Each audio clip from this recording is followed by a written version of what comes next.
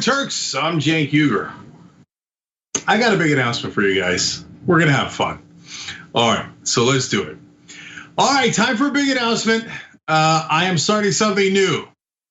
Here comes the rebellion. All right, let's explain. So I started my campaign amazingly just a little while ago, and that obviously we didn't get the conclusion that we wanted in the congressional campaign.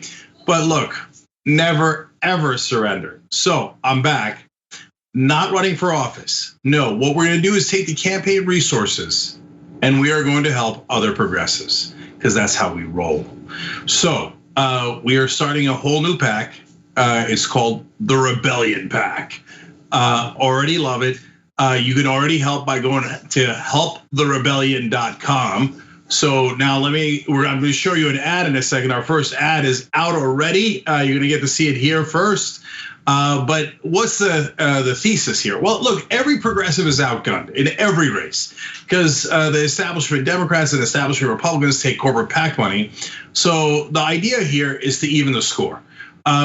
Well, it turns out that there is a couple of things that I'm good at. One is raising money because of you guys, because you're awesome.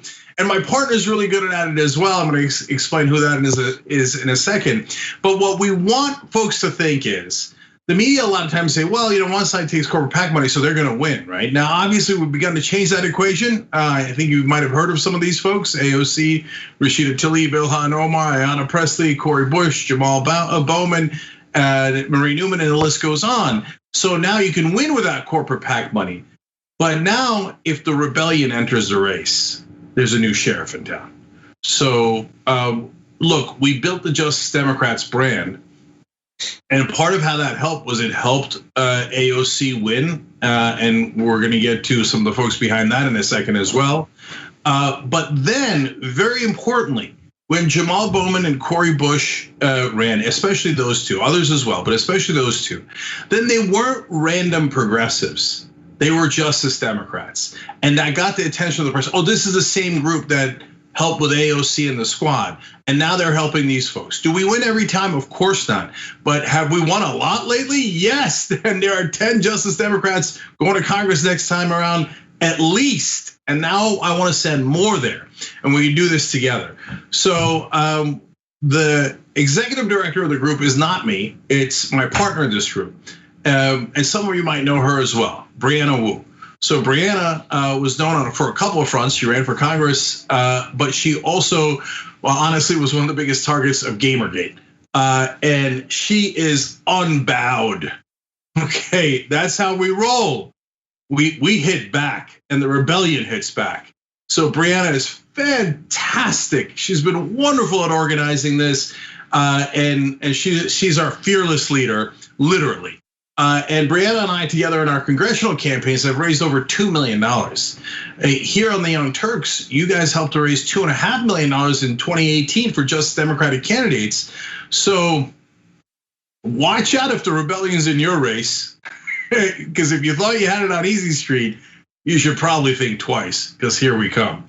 So speaking of which, I want to tell you one other person, and then I'll show you the ad. Our first person on the advisory board, Shoykat Chakrabarti. So Shoykat is one of the co-founders of Justice Democrats. I know a thing or two about that.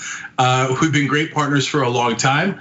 And Shoykat also went and ran AOC's campaign in 2018, had a bit of success there. And then he was AOC's chief of staff. So I think we're gonna get some pretty good advice from him. So without further ado, well, let me show you now. Understand this. I'm gonna show you the ad, and you're gonna see our first target. But I'll tell you ahead of time. Our first target is a guy that goes by the name of Donald J. Trump. So we gotta get rid of the cancer first.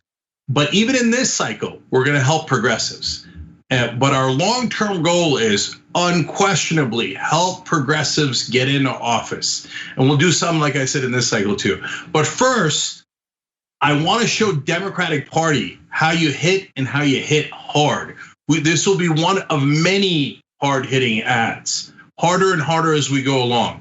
The great advantage we have is that we don't listen to corporate donors In fact, we don't take any corporate PAC money at all. Of course, it's a clean PAC in that sense. And so we're not going to listen to them telling us, hey, take it easy, be civil. No, not interested.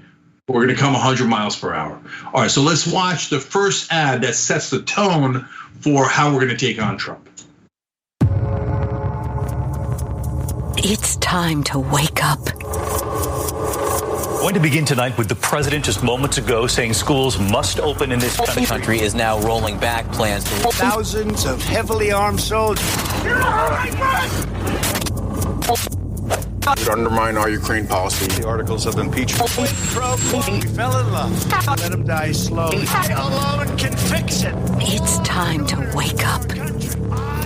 Indelible in the hippocampus is the laughter. Donald Trump will be the 45th president of the United States. This was the largest audience to ever witness an inauguration, period. Sean Spicer, our press secretary, gave alternative facts. Regardless of recommendation, I was going to fire Comey. I don't remember as much as I would like to. This Russia thing with Trump and Russia is a made-up story.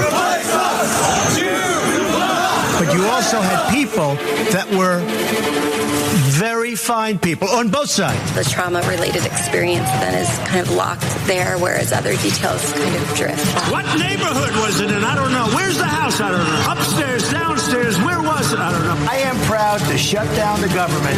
I will be the one to shut it down. We don't use cages for children in the border facilities. It's not an interference. They have information. I think I'd take it. A U.S. military spokesman says it has pulled out of Manbij, Syria, to make way for Russian-backed Syrian forces who have taken over the abandoned U.S. base. It's under control. What? How? 1,000 Americans are dying a day. They are dying. That's true. It is what it is. We've all gone numb to survive the last 4 years.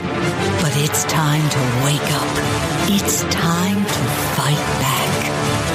Vote in 2020 like your life depends on it.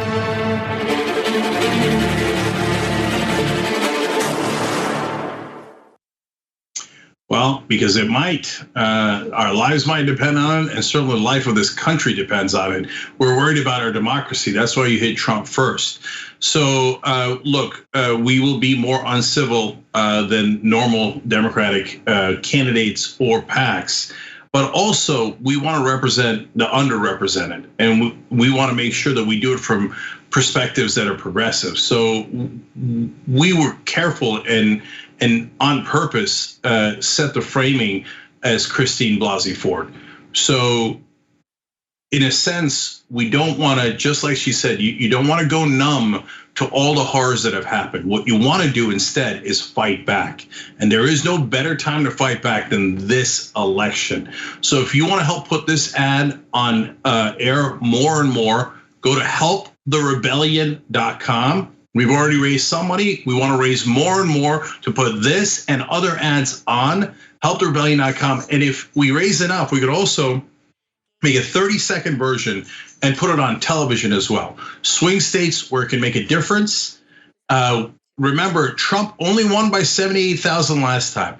Can this PAC make that much of a difference? I think almost certainly, but that depends on you guys. Helptherebellion.com.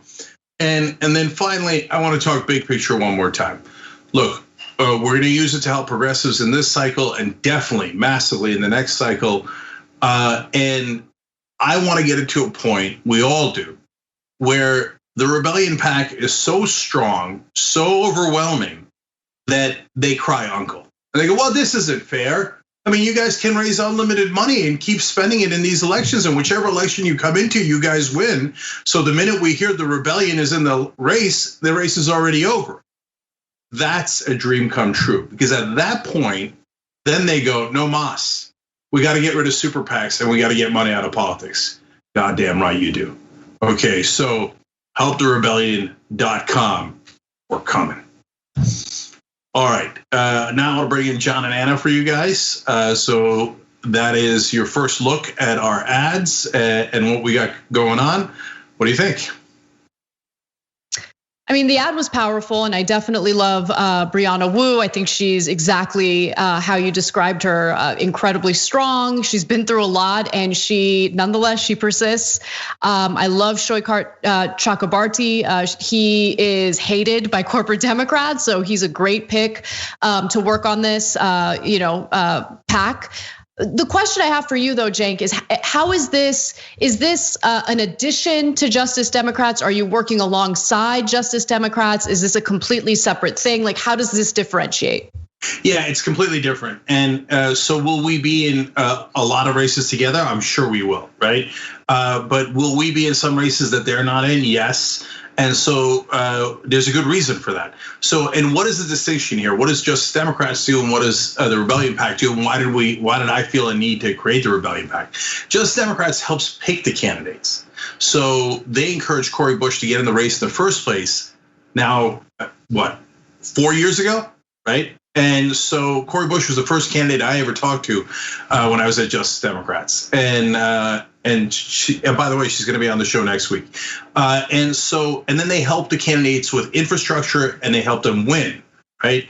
And now this is a PAC. All it does is raise money and spend money on ads. So and I'm so glad you asked, Anna, because the reality is that the ads are really, really needed by progressives. They need the infrastructure. Yeah. They need the help of things like Justice Democrats and other groups too, Our Revolution, PCCC, et cetera. They need that help, but they also need the money. And they have barely enough money to run their own ads, and they have almost no money to run attack ads. And so they got to build up their name recognition. Well, that's where we could come in. We could either help build up their name recognition or go after their opponents and do it in a way that no other PAC would do. Yeah, if I could jump in, I would say I agree with Anna about the team. Seems like a great two people to be working on this with. The ad was strong, and as a nerd who's like designed things, I thought that the animation for the PAC at the very end, I thought that was good. I like it. I guess so profesh. It was very professional. It's good. The question I guess I would have is, so you have this ad which is sort of independent of any particular. It's not in support of one particular candidate or something like that. And you're talking about providing money for candidates to make their own ads. How do you figure out the split of those two things? Making generalized political ads and dividing money up amongst in particular candidates for them to then use for whatever. So no, it's all good points and questions. First of all, we got a lot of surprises coming up. One of them is anyway. You know what I'm saying? That's what I want to tell you. But yes, the ads look great. Let's put it that way. And in terms of the logo, I love the logo. Brett, can you just play it one more time? Because and then I want to get to John's main question, because I want you to notice what the logo is. And we're going to put it in different colors. We're going to put it in the Pride color, Black Lives Matter colors, etc. It's the first two letters of rebellion, RE. And depending on how you display it, it could be a fist, it could be a flag, it's solidarity, it's foundation, it's equality, it's rebel, it's country, it's rebellion. Okay. I think it's all of those things potentially. I think it's mostly a fist. If I had to say. If you look at it, and you can see it, by the way, at rebellionpac.com or helptherebellion.com. If you look at it, it's equally a fist and a flag. That's why the logo designer did a fantastic job with it. And so there it is. And the flag is ours, and the fist is ours. Be careful. Yeah, it's pretty perfect. All right, and then John, sometimes we'll give money directly to campaigns, but more often we will do the ads for them. So we can't coordinate because it's a PAC. So Brianna will not talk to the candidates, and so we're not giving the money to them to run ads. They need money for a lot of different things, staffing, et cetera, et cetera. But likely independently, and that's how the PACs work. Independently, we'll go decide. And sometimes, by the way, they might say like, "Wow, you hit my opponent a little too hard. I'm not sure I agree with that."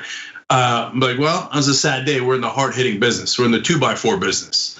So that's what happens when you don't coordinate. But It's also what happens when you finally have someone on your side.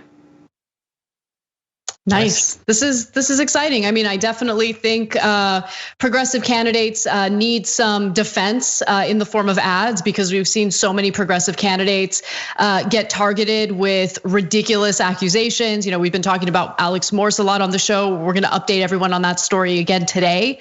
So definitely stick around for that story after the break. But I think this is a great addition to Justice Democrats, and it's important to build strong progressive institutions so there's a level playing field. Right now, there's a lack of power on the left, and I think this could be a really great tool to really increase the power and help not only defend but amplify the message coming from progressive candidates. All right, thank you guys. HelpTheRebellion.com, because here we come. And as I said a couple of days ago when I came back, I mean, it's kind of mixing metaphors here, definitely. But if you see me fighting a bear in the woods, help the bear. You're gonna need it. So here we go. And by the way, speaking of Massachusetts, likely we will enter some races in Massachusetts. So wait for the rebellion to show up there, which makes sense. It's a good state to start with. All right, guys. Much love. Anna and John are gonna take it from here. And I can't wait to see that Alex Morse story you guys are doing. AlexMorseForCongress.com. All right, we'll be right. We need to talk about a relatively new show called the Republic, or UNFTR. As a Young Turks fan, you already know that the government, the media, and corporations are constantly peddling lies that serve the interests of the rich and powerful. But now there's a podcast dedicated to unraveling those lies, debunking the conventional wisdom. In each episode of the Republic, or UNFTR, the host delves into a different historical episode or topic that's generally misunderstood or purposely obfuscated by the so-called powers that be, featuring in-depth research, razor-sharp commentary, and just the right amount of vulgarity.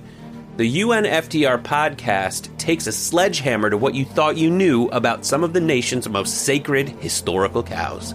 But don't just take my word for it. The New York Times described UNFTR as consistently compelling and educational, aiming to challenge conventional wisdom and upend the historical narratives that were taught in school. For as the great philosopher Yoda once put it, you must unlearn what you have learned. And that's true whether you're in Jedi training or you're uprooting and exposing all the propaganda and disinformation you've been fed over the course of your lifetime. So search for UNFTR in your podcast app today and get ready to get informed, angered, and entertained all at the same time.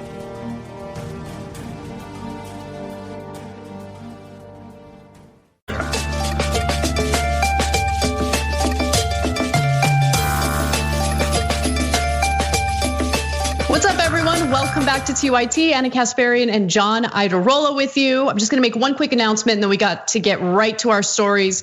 So as you guys know, we have teamed up with Kasparian, which is an ethical financial institution that will not invest your money in fossil fuel companies.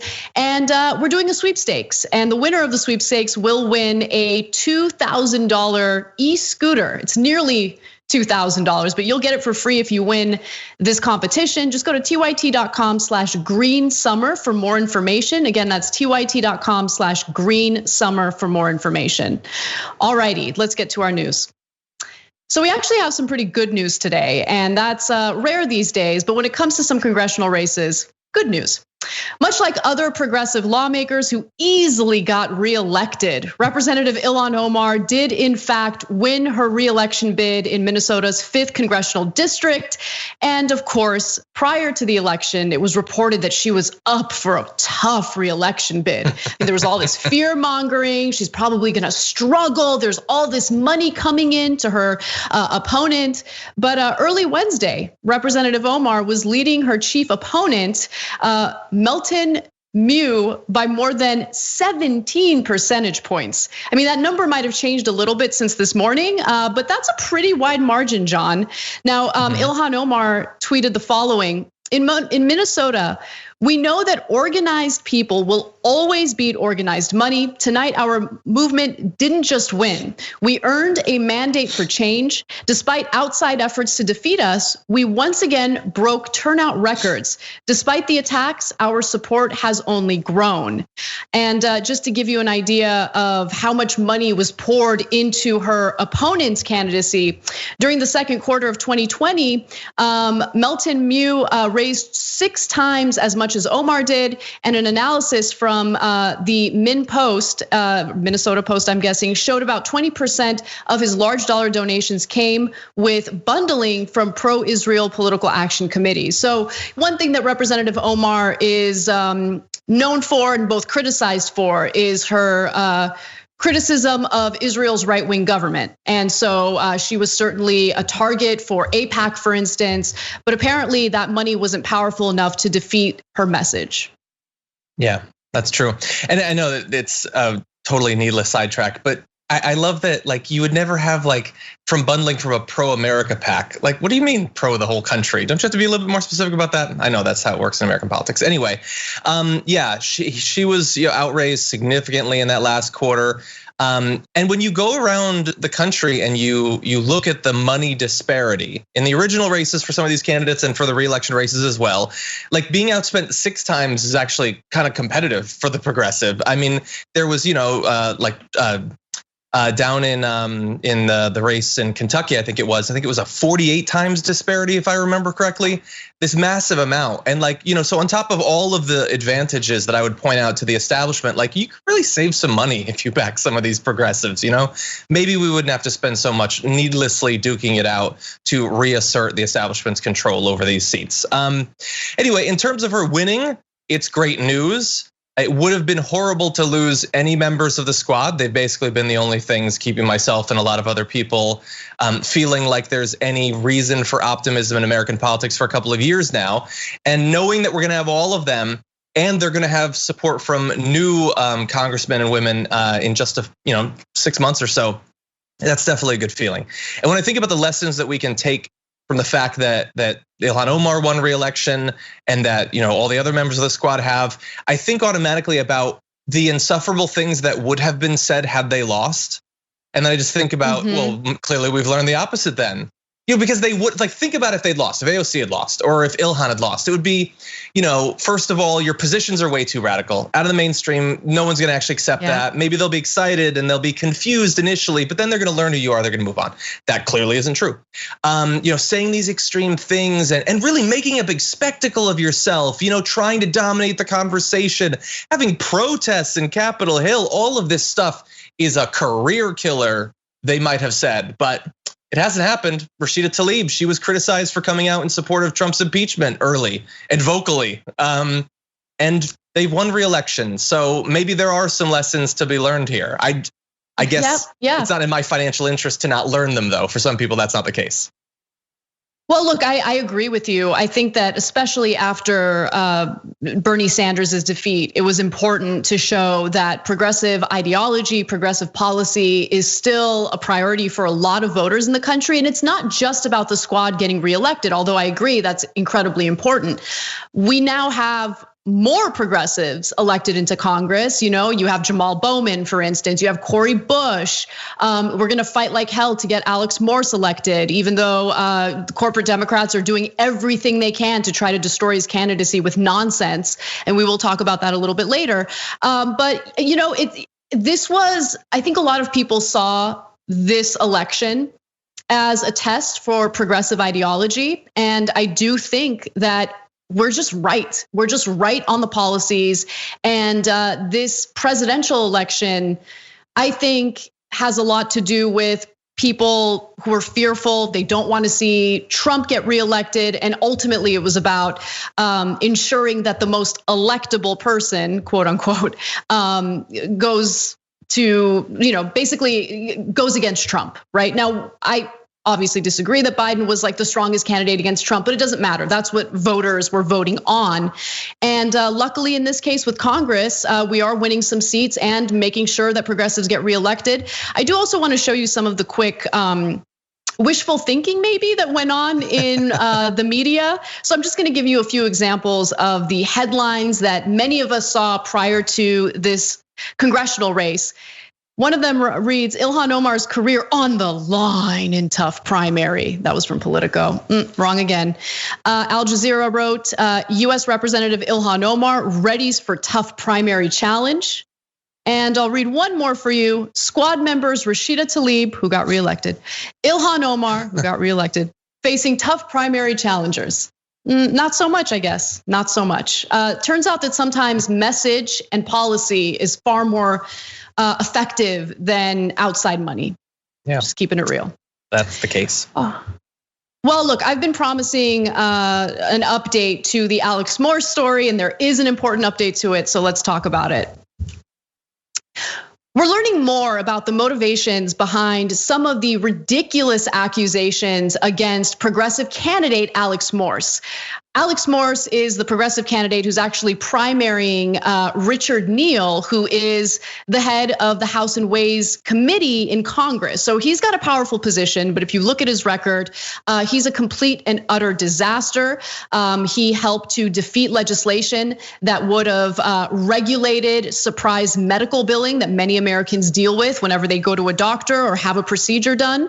And you have all of these corrupt influences making headway in policy because of who Richard Neal is and what he stands for.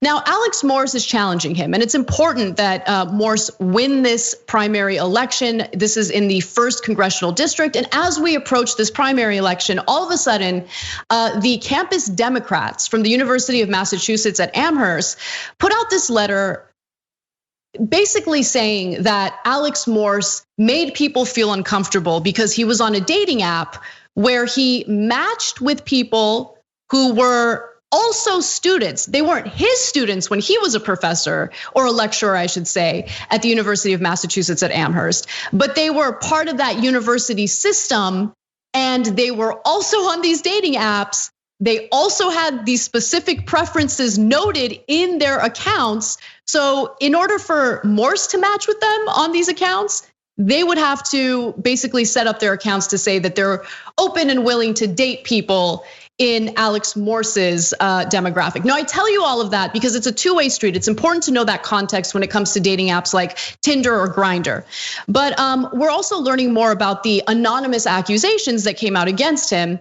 The Intercept reporting that the man serving as chief strategist for the University of Massachusetts Amherst College Democrats, Timothy Ennis, recently completed a class with Richard Neal, who of course Alex Morse is running against, who teaches a journalism course. Ennis, according to 2 members of the College Democrats chapter, was open about his hopes of working for Neal in the future. Sounds like there's a little bit of a conflict of interest there, but let me give you more. Because there were students who were part of this group, Campus Democrats, who went on the record to speak to the Intercept about what they experienced within this group. So Claire Sheedy is one of those students, a rising sophomore and a Morse supporter. She was active in the College Democrats chapter and knew Ennis through their work, through their joint work on behalf of the Pete Buttigieg campaign for president. Ennis, she said, opened up about his respect for Neal in a car ride through New Hampshire. He spoke very highly of Mr. Neal, Sheedy said. What he said to me was he wanted Neal to be his in to politics and work his way up from there. So there's one student who went on the record and specified this. And when we first reported this story, by the way, we also shared with you that Richard Neal donated $1,000 to this particular Campus Democrats chapter. I'm sure that that had nothing to do with some of the motivations behind their ridiculously vague accusations against Morse. Helena Middleton is one of the other students who actually spoke to the Intercept on the record. And she said she joined the group to socialize and be part of the community, but she noticed that the group's leadership pretty much had it out for Morse. Here's what she had to say. I tried to share volunteer opportunities for Morse's campaign, but the chapter leadership would ignore it while at the same time send out opportunities for candidates like Ed Markey and Joe Kennedy. So it was clear to me that there was something going on there. Eventually, she said, she learned that a member of the group's leadership was a student in Neil's journalism course at the time. He made it very clear that he supported the election campaign and that he wanted to work for Neil, Middleton said. So now you have two students on the record who are part of this organization saying that there were, some aspirations that led to that might have influenced the decision to put out this letter against Alex Morse. Middleton, by the way, left the chapter several days ahead of the letter's publication, frustrated at the anti-Morse bias from leadership. Sheedy left the chapter after the letter was published. The current president, Andrew Abramson, reached out to Middleton last week to apologize for joking about the Morse race in the College Democrats group chat. So look, John, I want to hear all your thoughts on this, but let me just refresh everyone on what the accusations were.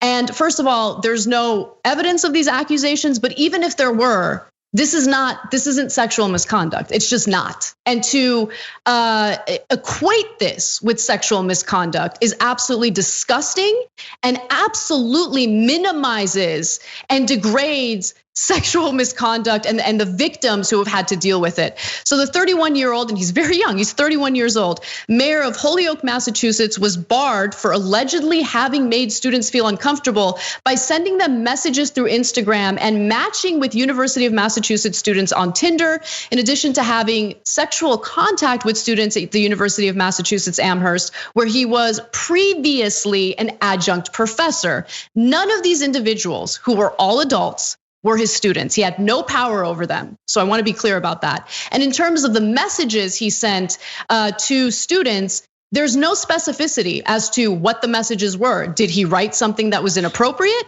Because we haven't seen a single example of that. Is the very act of messaging someone on social media inappropriate? Because if that's the case, then we're all perpetrators of sexual misconduct. Come on, no one's buying that. One other point, John, the College Democrats have not alleged that Morse had inappropriate relationships with students he taught, but rather accused him of having relationships with other students in Western Massachusetts, some at UMass Amherst. UMass, like most universities, only bars relationships between students and faculty who have a supervisory or teaching relationship, not all students generally.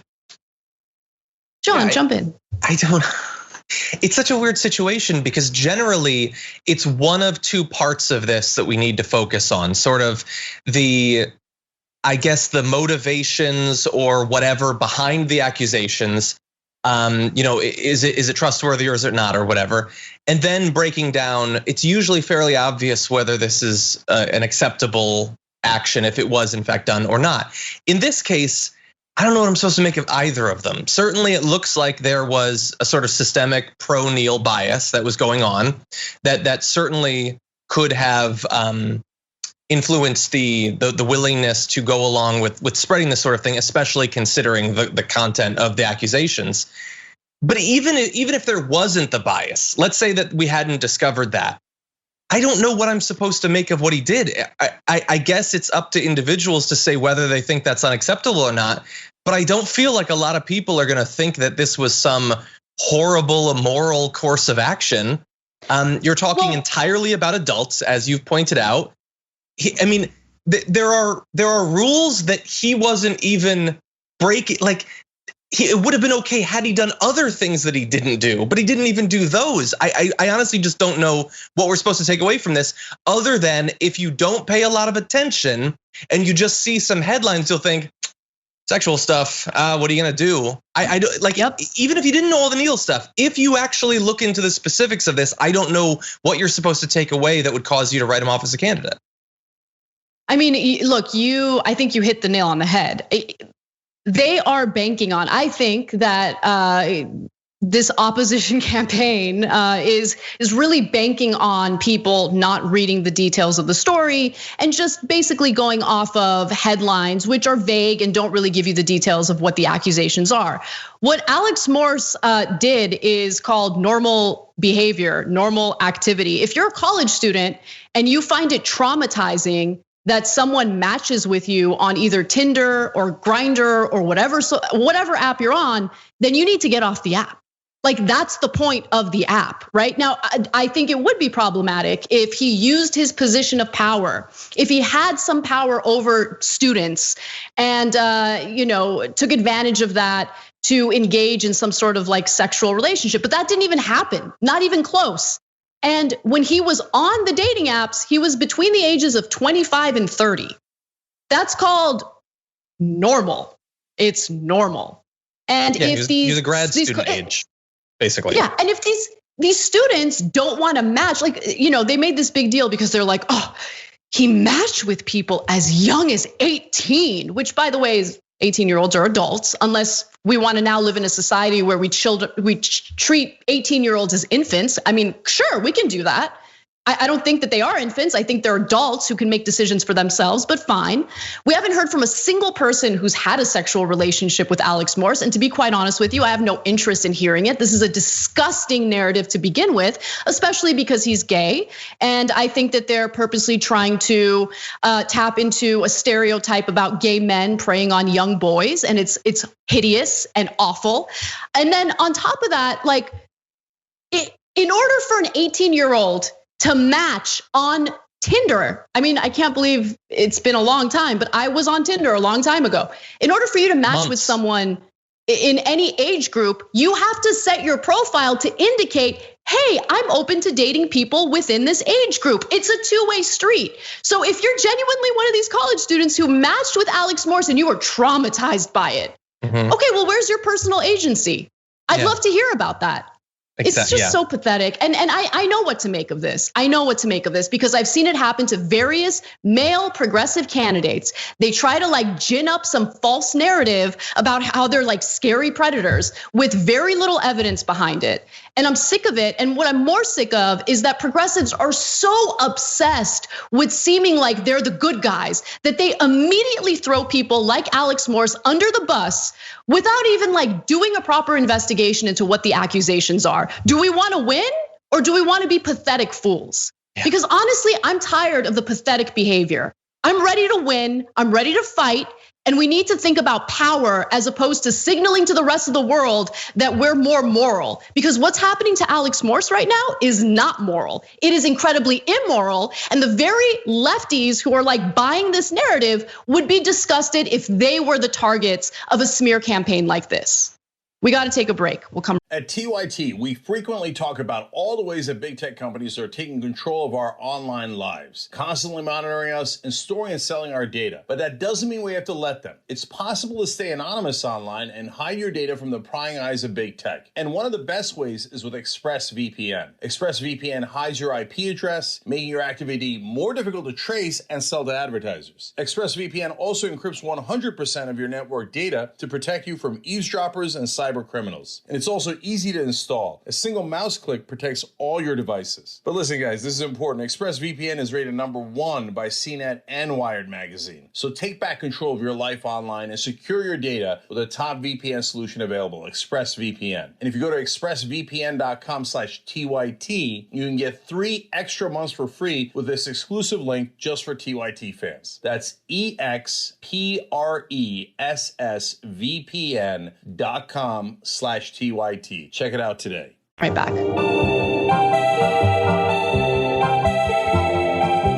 Welcome back to TYT. Anna and John with you. Make sure you guys check out John's show, The Damage Report, which is a quickly growing program. And pretty soon I'm gonna have to squash you, John, your competitor. You've done what you can over the years. We'll see. I wish you the best. Honestly, I wish me the best too. You're totally killing it.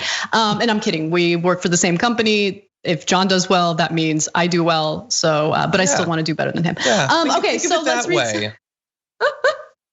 Let's read some member comments. Ruth Iverson says, Omar won 57%. Elbow from the sky. Okay, let me just move on. This girl wears a mask says, there's a phrase in boxing that goes, you don't become a champion until you defend your title once. And these wins solidify their political stopping power. And that's in reference to every single member of the squad getting reelected. Eclectic Miscellanea says more and more progressives are winning in spite of establishment Democrats and compliant media and going all in against them. In Tennessee, Bradshaw, a progressive who never ran before and who spent $25,000 won against someone who raised over $2 million. You're right, we talked about that story and it was incredible. And just one more comment for you guys, and you can become a member by going to tyt.com/join. Gabby Marita says, in reference to the Alex Morse story, this is 100% calculated. I live in Massachusetts, and I don't think it's a coincidence that these smears are coming out on the very day that voters get their ballots in the mail, as I did today. Yeah, I mean, you guys know where I stand on it. I think that it's calculated, and it's disgusting when you consider the stereotypes that they're trying to tap into to destroy his candidacy. It's just so incredibly gross. And these are the same types of people who like to weaponize various issues, whether it's sexism, racism, homophobia, for their own political advantage. So it's something to keep in mind as well. So just give people a chance and investigate what they're being accused of before you come to a conclusion. That's all I'm asking. All right, with that said, let's take a look at our thermometer. We're trying to raise some money to keep TYT sustainable. And for this month, we are, all right, we're a quarter of the way, to where we want to be. We're trying to raise $200,000. I can't believe that it's already August 12th, but you can go ahead and, I know it's so depressing. TYT.com/go to contribute. TYT.com/go. John, people really liked my 90s dance music singing last week. And since you're hosting with me again today, I'm gonna promise our viewers that I will sing again today if we come back from the next break or on the post game and see, another increase, a significant increase in our fundraising efforts. All right, with that said, let's move on to the next story. Donald Trump has officially reacted to Joe Biden's VP pick, Kamala Harris, and it went exactly how you would expect it to. Here he is speaking to Sean Hannity on Fox News. Well, if you read the various political pundits, you would have said that maybe that would have been the one. A lot of people think it's a dangerous choice. I think, she's the most liberal person supposedly in the Senate. That's pretty liberal, but she's supposed to be the most. I'm not sure that's what the country wants. I think if it is, we've got problems, but I would be surprised if it is. She wants to raise taxes. She wants to get rid of your Second Amendment. No guns for protection, no nothing. She's very strong on the Second Amendment, getting rid of it. And very bad to the military. She wants to cut the military. She wants to cut spending for the military and the vets. And, I don't quite get the choice. Okay, so I want to debunk everything that he mentioned in that long list of lies. But I want to first start by saying that Donald Trump referring to me as dangerous would be like the best day of my life. Like if Donald Trump called me dangerous, I'd be like, damn right I am. Like that was a giant compliment. But Anna, look, I just want to say, he would definitely think you're nasty. I'll say that. I don't know about everything else, but he'd definitely call you a nasty woman. Dangerous, as my dad would say. No, but look, obviously there were some accusations there against Kamala Harris that I actually wish were true, right? So for instance, the first accusation was that she's the most liberal person in the Senate. That's a strange comment to make when the Senate includes Bernie Sanders, who's demonstrably more progressive than Kamala Harris is.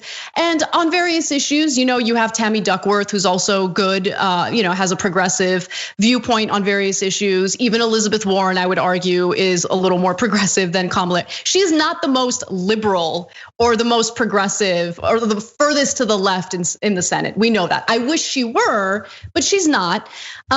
And he made it sound like she's the most liberal person in the Senate, and for the Senate, that's pretty liberal.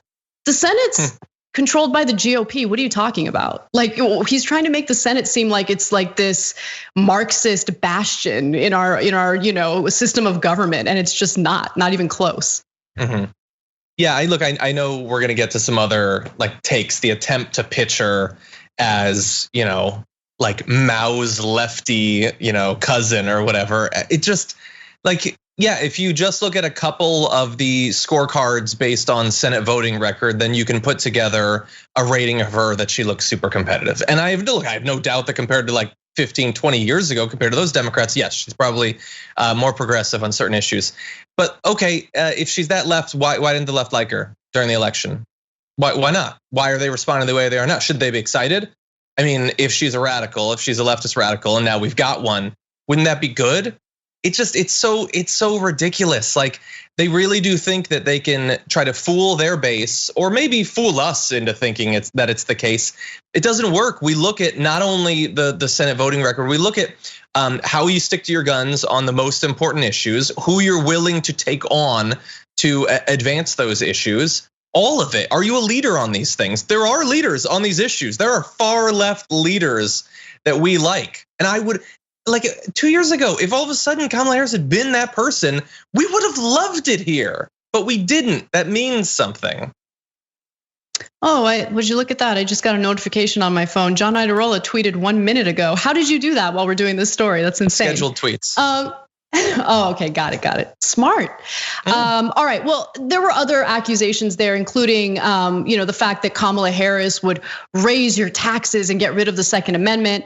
Look, I think that getting rid of the Trump era tax cuts is important, and I've heard Biden say that he would reverse them, and I believe that Kamala Harris is on board for that. But those are tax cuts that overwhelmingly help the wealthiest people in the country. So when Trump sends a message like that, it's basically sending a message to millionaires and billionaires that, hey, don't support this candidacy because Kamala Harris is gonna raise your taxes.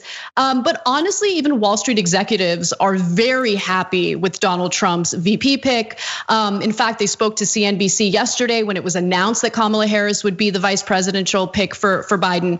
And they basically told CNBC that they're not planning on attacking her because they're relieved that it is a moderate ticket. Biden and Kamala Harris, moderate ticket. So it's not this far left,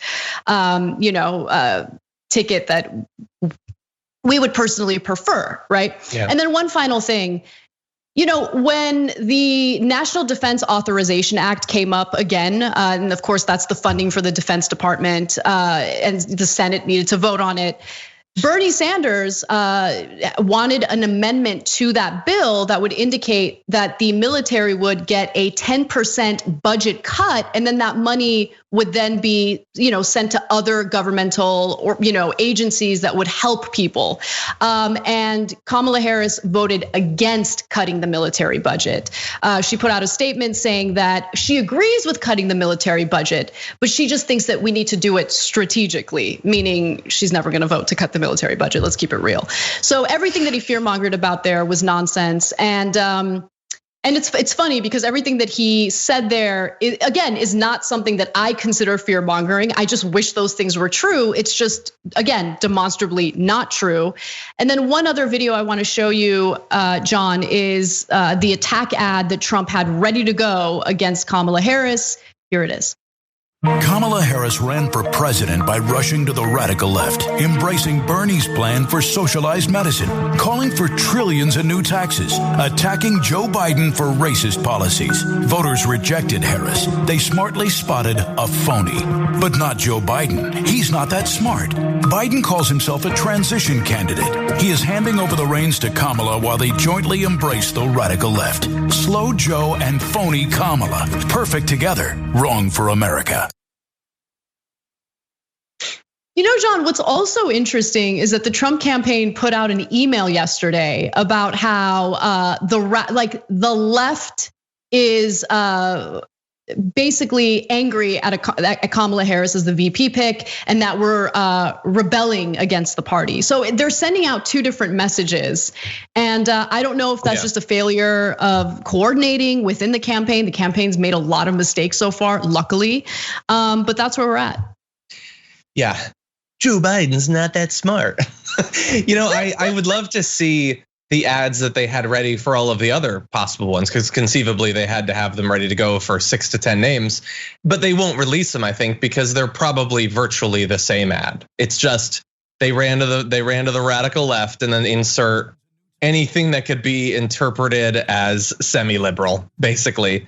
And by the way, the way that they're attacking Joe Biden, the idea that he's too progressive or he's too left. Like, first of all, we knew that they were going to do that, and we warned people to not choose a primary candidate based on fears that they would be attacked as a socialist, because we said they were going to do that to anybody, and they're indeed doing that to anybody. But also, it is really like the weakest way that they could have gone. If they had something better to attack him with, they would have done that. Just pointing out that he's left. I mean, that's how they've ran virtually every presidential campaign throughout our lives. Yeah, exactly. My timing was really bad today because Cenk kind of messed things up with his announcement. So we have like 2.5 minutes left, 2.5 minutes left, and not enough time to do a story. Yeah, I guess we can keep talking about this story, but I'm pretty much done. Yeah, I just got one other thing to say. And also, they've had all this time to prepare for Biden and potentially for Kamala Harris. They've been saying they wanted her to be picked. Against Joe Biden, the best they've come up with now is that he's sleepy or whatever, while Trump is falling apart visually in each interview that he has. And with Kamala Harris, they can't seem to decide whether she's this crazed cop, which obviously we have an issue with her background in terms of that. But in those ads, they're saying that she sided with the police and like she's totally out of step with these protesters. But then she's also saying they're saying that she wants Portland, that she wants every city in America to look like Portland, that she's with Antifa and the protests. But those are diametrically opposed positions, and they can't seem to decide which is going to be more damaging. Or maybe they just hope that their base can be convinced that both are true simultaneously. Right, look, if Kamala wanted Portland to look the way that it's been looking under the Trump administration, well, then she would just allow Trump to keep doing what he's doing, because the civil unrest is happening under Trump's watch. Yeah. I mean, like that, like the ad campaign, trying to like scare Americans about what the country will look like, using images and video from what the country looks like right now, like makes no sense to me whatsoever. But it goes to show you how little Trump really thinks of the people who vote for him.